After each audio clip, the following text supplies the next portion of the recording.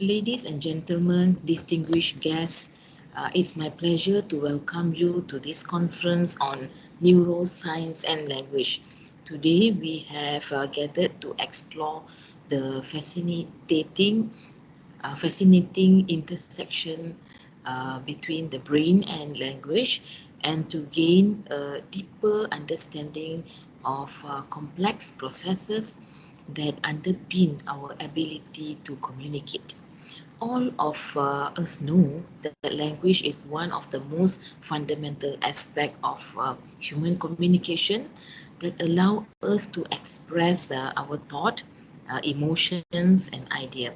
But how does the brain process and interpret language? What are the neural mechanisms that allow us to understand and produce speech, and how do they develop over the course of our life is important to know. So our understanding of brain and language has come to a long way in these recent years, thanks to advance of technology and research. We now know that language is not just a cognitive process, but is deeply embedded part of our neurobiology. So it connects the pathway throughout the brain. There is still much to yet to discover, but this is just the beginning of to stretch out the surface of the complex neural processes that allow us to understand and produce language. And there is still much to learn about how these processes are affected by factors such as age, injuries, and diseases. Over the course of this conference, we will explore these issues and many more. We will go through the deep into the cutting edge of research and technology that is driving our understanding of brain and knowledge, and we will try to have the implication of the research for the field such as education, psychology, and linguistics.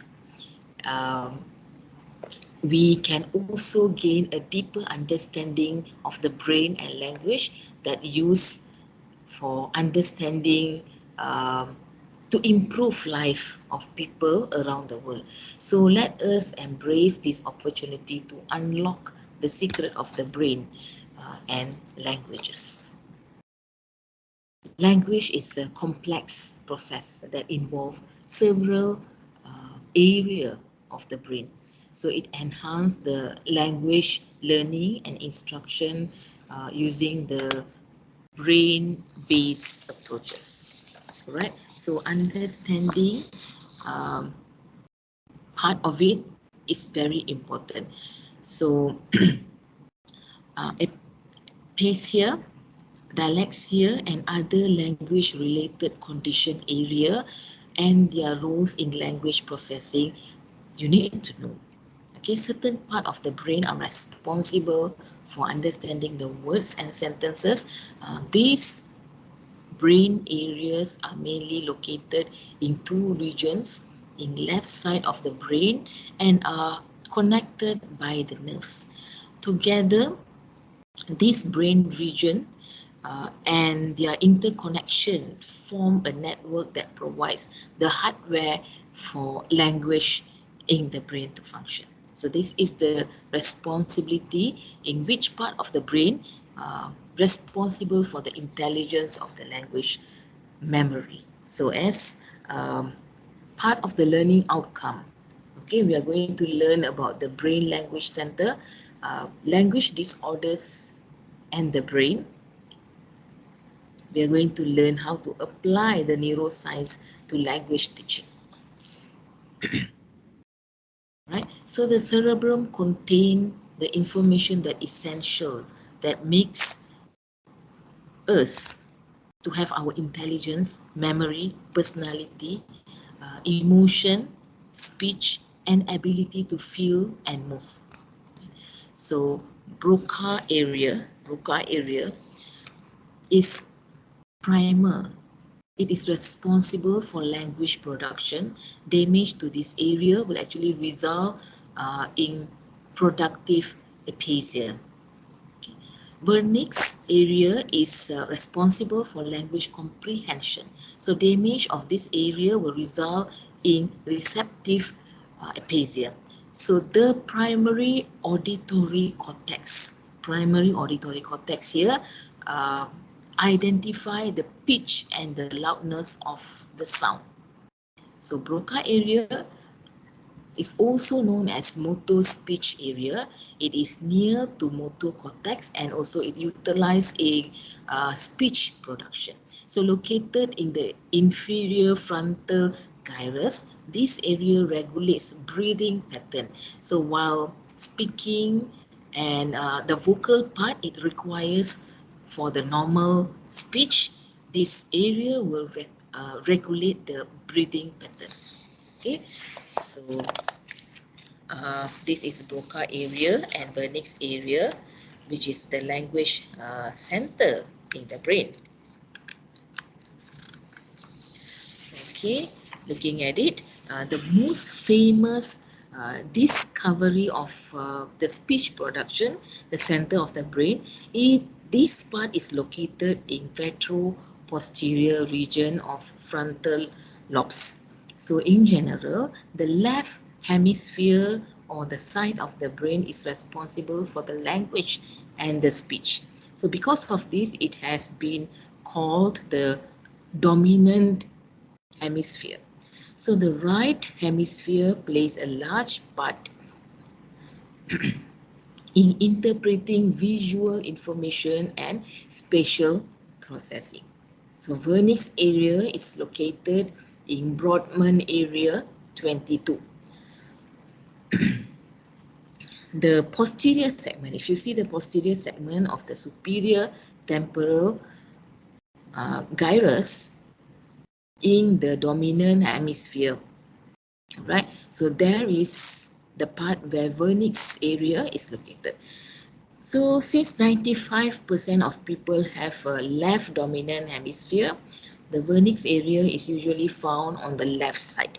So this area encompasses the auditory cortex of the lateral sulcus. So the brain region known as vernix area supports a critical component of the speech production. So this basically refers to um, phenomena to be articulated and their temporal order and how does it represent mentally. Okay, so this vernix area region of the brain contains a lot of motor neurons, okay, involving comprehension of the speech. So this area was first described by in 1974 by a German neurologist Karl Wernicke. Okay, so the vernix area is located in the posterior third of the upper temporal, which is on the left hemisphere of the brain. So vernix aphasia is a language disorder that makes it hard for you to understand word and the communication. So this disorder is caused by damage to the part of the brain and that control the language part. So when this is having problem, it leads to loss of language ability. So both vernix area and Broca area playing a critical role in human language. So while vernix area controls the ability to understand the meaning of the word, Broca area in conjunction with the motor cortex control the ability to speak those words. For more than a century, it's been established that our capacity to use language is usually located in the left hemisphere of the brain, especially in these two areas, okay, Broca area and vernix area. Okay, so these two areas have a conjunction together to understand and control the articulation of language, of speaking, of communicating. Broca area and vernix area are pretty much connected by the bundle of nerve fibers called the acute uh, fasciculus. So damage of acute fasciculus cause a disorder called conduction aphasia. So people with conduction aphasia can understand language, but their speech does not make sense and they cannot repeat the word. So many research has identified that these two primary language center, which are both located one on the left side of the brain, both are located on the left side of the brain. These are Broca areas tasked with directing the process that leads to speech, right? And vernix area decode the speech. So Broca area leads the speech and vernix area decodes the speech. So these include the angular gyrus in the parietal lobe. Vernix area comprise mainly top rare portion of the temporal lobe. So we have the insular cortex, basal ganglia, and cerebellum. And this region works together as a network to process words and the word sequence to determine the context and the meaning. So these are the five basic area, okay, that actually control the language impairment. Um, uh, Morphological disorder, morphological disorder, semantical disorder, synthetical deficit, and pragmatic difficulties. So amnesia is a language disorder that caused by damage to part of the brain that controls speech and understand the language. So depending on which area of the brain it is affected, the person might have a different level of ability to speak and understand the others. So together in the brain, it is important both are functioning well for the communication and understanding of the language. So the area of the brain is necessary for the processing of the language, both. Okay, disorders of language, speech and language. Aphasia is the term that is describing an acquired loss of language that cause problem with any or all the following. Usually it's like speaking, listening, reading, and writing. So some people with this disorder have a trouble with using words and sentences. We call it expressive aphasia. So what are these type of language disorder? We have a speech disorder, childhood apraxia of speech, satria, and myofunctional disorder, orofacial myofunctional disorder, speech sound disorder, uh, stuttering, and voice. So cause of this language disorder includes a medical condition or sometimes disabilities such as autism and brain injury, stroke, or tumor, or can also be birth defects such as Down syndrome or cerebral palsy. And cause of language disorder includes some medical or sometimes is the disorder, disability is because of autism, a brain injury, and also sometimes it's just because of the birth defects. Okay, so how do we try to understand the language. The ability to produce and comprehend the language is acquired. Okay, is acquired. So the relates of the brain is the task of the neuroscience of the language. So neuroimaging supports the idea that we have it in the newborn, okay, in the left hemisphere that involve in the processing of the verbal stimuli that since very early age, okay, human language is the predominant processed by the left hemisphere. All right, so um, brain, the brain-based learning use the neuroscience to create and informed basically example how we do the curriculum and lesson design. That's how it is being informed. So the goal, the speed and the efficient learning, okay, is by the information, okay, that the method center around the brain ability to change, to revamp and also to reorganize itself while learning process and new information is being gathered. Neuroscience can help, um, especially teachers.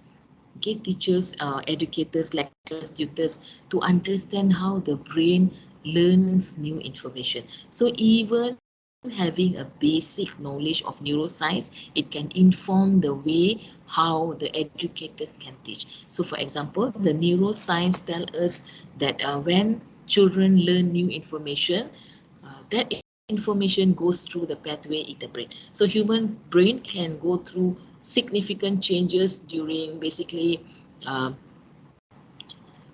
certain age, okay, certain age which can often reflect their behavior of young people. So throughout the life experience,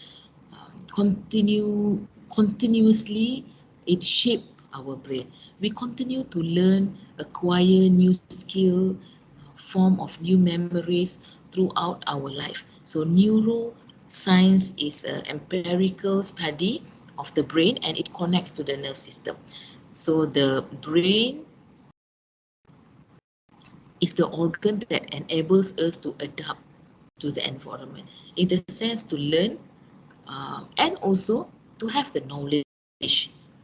Okay, so neuroscience is like shedding light on the influence of our genetic makeup on the learning over our lifespan, in addition to environmental factor. So between 24 to 35 months of age, the brain is getting better at forming mental symbol, objects, people, and events. So this is directly related to the growing ability to use more words and short sentences. So delay in this language can have a variety of source.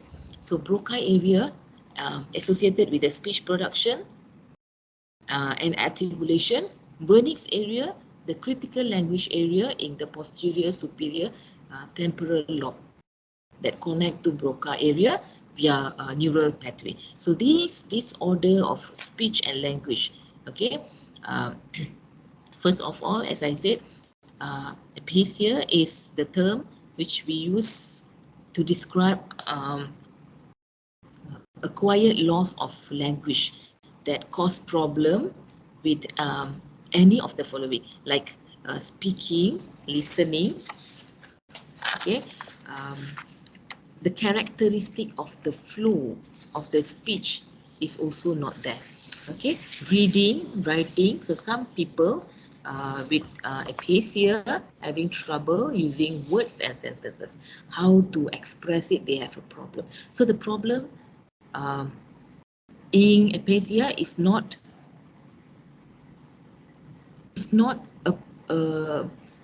they have more ability to the verbal mediate to the communication because their thought and ideas is stuck. So they acquire the skill of learning and writing partially depend on the language network. So everything gets slower. Okay, it involves a unique set of the critical brain region to actually mediate for communication. Okay. So language disorder are more to neurological condition that affect a person's ability to understand the language effectively. So this disorder can result from brain damage, development delay, and medical conditions. So some language disorder include aphasia, uh, dyslexia, praxia. So dyslexia is the development of language disorder that affect a person's ability to read, write, and spell. So it is often characterized by difficulty of processing and decoding the writing of the word.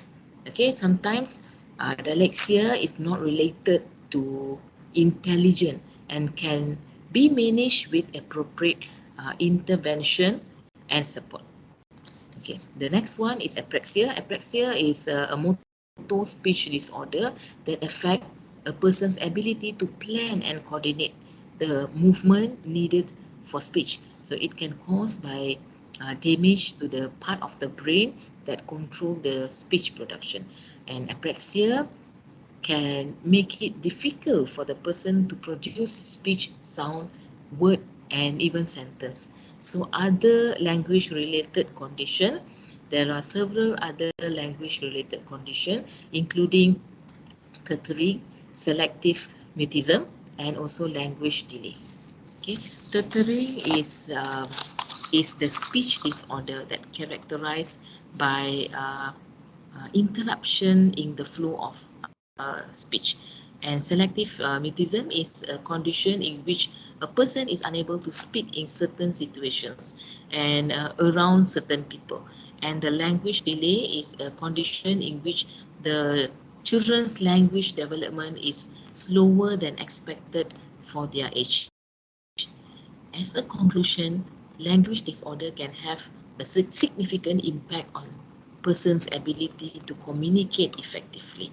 It is important to understand the different type of language disorder and how they can be managed. Early diagnosis and intervention can improve the outcome for people with language disorder. Thank you.